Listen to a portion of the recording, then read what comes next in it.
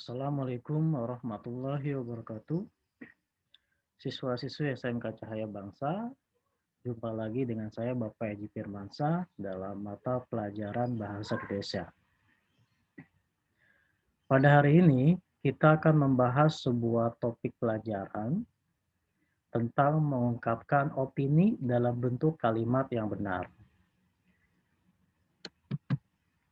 Kemampuan akhir yang diharapkan yaitu siswa mampu mengungkapkan opini dalam bentuk kalimat yang benar. Nah, jadi agar kemampuan akhir yang diharapkan dapat tercapai, alangkah lebih baiknya siswa-siswi mempersiapkan buku catatannya agar bisa mencatat poin-poin penting pada penjelasan saya pada hari ini. Ya, jadi sesuai dengan kemampuan akhir yang diharapkan, siswa mengungkapkan opini dalam bentuk kalimat yang benar. Jadi kalian tinggal menentukan saja mana pengungkapan opini ke dalam kalimat yang benar, ya, sesuai dengan nanti teori yang akan saya berikan. Jadi teori yang akan saya berikan, opini yang diberikan adalah opini yang bersifat umum dan ada yang opini bersifat perorangan. Jadi kalian tinggal menentukan saja nanti berdasarkan jenis opini tersebut. Ciri-ciri kalimat opini. Yang pertama, tidak dapat dibuktikan kebenarannya belum tentu terjadi. Artinya masih bersifat istilahnya masih bersifat sebatas pemahaman atau sebatas dugaan ya, karena belum dibuktikan sebuah kebenarannya. Yang selanjutnya, bersifat subjektif, biasanya dilengkapi dengan saran, pendapat, dan uraian yang menjelaskan. Artinya, setiap saran, setiap pendapat, dan uraian itu tergantung para pendapat perorangan masing-masing. Bisa saja pendapat tersebut berbeda satu sama dengan yang lain, karena hal tersebut bersifat subjektif. Kemudian, berasal dari pemikiran, pendapat, dan argumen sendiri. Artinya, opini itu berasalnya dari pemikiran dan pendapat argumen masing-masing gitu ya. Makanya tadi saya katakan bahwa setiap argumen atau opini seseorang itu pastinya memiliki perbedaan. Yang selanjutnya, menunjukkan peristiwa yang belum terjadi dan spekulatif. Artinya peristiwa tersebut belum pernah terjadi, ya, hanya dugaan. Informasinya belum dapat dibuktikan kebenarannya, artinya masih bersifat bukan fakta ya. Artinya informasi tersebut perlu dibuktikan kebenarannya apakah benar-benar terjadi atau tidak. Tidak memiliki data yang akurat. Artinya opini itu memiliki ciri pertama yang selanjutnya adalah tidak memiliki data yang bersifat akurat. Artinya data-data tersebut belum dibuktikan kebenarannya atau kepastiannya data tersebut ya.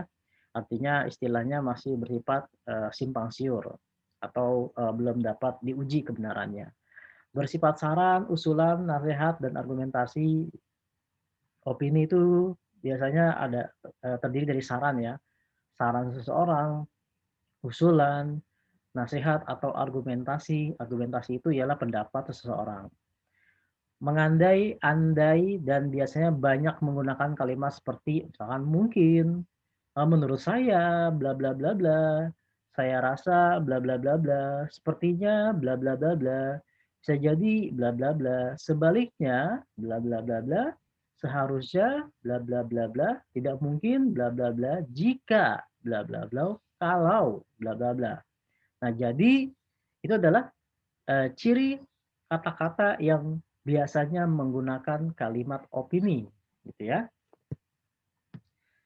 Kita bahas jenis-jenis kalimat opini. Nah, ini yang berkaitan dengan tugas kalian. Nanti tahap pertama ya, ada tahap kedua. Jadi kalian tinggal menentukan di dalam soal yang akan kalian kerjakan, kalian tinggal memberikan mana kalimat opini perorangan, mana kalimat opini secara umum ya, atau istilahnya ditentukan atau diklasifikasikan berdasarkan kalimat-kalimat pada soal tersebut. Nah, kita bahas satu persatu. Ya, jadi kalau kalimat opini perorangan itu setiap pendapat seseorang pastinya memiliki perbedaan ya. Artinya belum tentu opini tersebut disetujui atau benar-benar memiliki pendapat yang sama dengan orang lain. Itu kalimat opini perorangan. Jadi sifat kalimat opini perorangan tentunya memiliki perbedaan pendapat dalam setiap permasalahan yang dibahas. Kemudian kalimat opini umum artinya eh, opini tersebut atau pendapat tersebut memiliki kesamaan untuk masyarakat umum, artinya memiliki pendapat yang sama atau istilahnya memiliki uh, keyakinan atau pendapat yang sama mengenai permasalahan yang dibahas, gitu ya. Sebagai contoh, misalkan kita lihat contoh kalimat opini, yang pertama ada opini perorangan. Ya, bakso adalah makanan terlezat di Indonesia. Itu belum tentu ya. Ada yang menyatakan bakso, ada yang tidak suka bakso, ada yang mungkin makanan terlezat di dunia apa, misalkan rendang atau pizza atau ayam goreng ya. Tentu hal tersebut memiliki perbedaan pendapat. Makanya disebut dengan opini perorangan ya. Jadi contoh bakso adalah makanan terlezat di Indonesia, apakah masuk ke opini perorangan atau opini umum? Tentunya masuk ke opini perorangan. Karena tidak semuanya orang suka bakso, tidak semuanya orang memiliki menyukai atau memiliki pandangan bahwa bakso adalah makanan terlezat di Indonesia. Bisa jadi makanan lain ya. Kemudian ada opini umum ya. Mandi malam dapat menyebabkan rematik. Nah, ini adalah pendapat yang dipercayai oleh orang lain, orang banyak ya, bahwa mandi malam dapat menyebabkan rematik. Nah, itu apakah opini perorangan atau opini umum? Tentunya uh, kalimat opini tersebut merupakan masuknya ke kalimat opini umum. Karena banyak masyarakat yang mempercayai bahwa mandi malam dapat menyebabkan rematik, gitu ya. Meskipun hal tersebut belum dapat dibuktikan kebenarannya karena masih bersifat opini. Oke, tugasnya ialah kalian harus menentukan kalimat opini perorangan dengan apakah opini perorangan ataukah opini umum dengan benar. Ya, jadi kalian tinggal mencontohkan saja dan tugasnya adalah dikumpulkan melalui email saya yaitu ejik2811@gmail.com ya. Nah, contoh tugasnya begini. Hari ini akan turun hujan sebab langit sudah mendung. Gitu kan? Apakah dia masuk kalimat opini umum atau kalimat opini perorangan? Contoh saya menjawabnya adalah kalimat opini umum. Kenapa umum? Ya, banyak orang yang mempercayai bahwa ketika akan hujan turun, ya langit itu menjadi mendung. Itu adalah kalimat opini umum. Padahal memang belum dibutuhkan kebenarannya ya.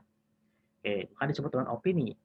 Yang kedua, belajar bahasa Inggris lebih mudah daripada belajar bahasa Jepang. Saya menjawabnya misalkan kalimat opini perorangan. Kenapa?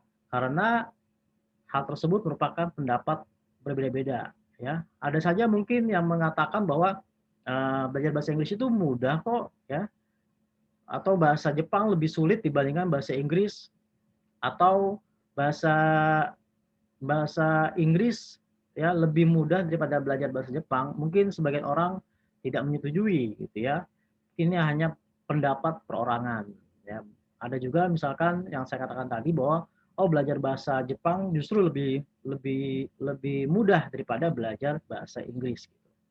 Itu adalah opini perorangan. Jadi kalian tinggal tentukan dalam soal kalian mana yang disebut dengan kalimat opini umum, mana yang disebut dengan kalimat opini perorangan. Ya, mudah-mudahan dapat kalian pahami contoh tugas yang akan saya berikan. Oke, terima kasih siswa-siswi SMK Cahaya Bangsa. Mudah-mudahan kalian memahami mengenai topik pelajaran kita pada hari ini dan memahami tugas yang harus kalian kerjakan pada hari ini. Oke, sekian. Semoga ada manfaatnya. Assalamualaikum warahmatullahi wabarakatuh.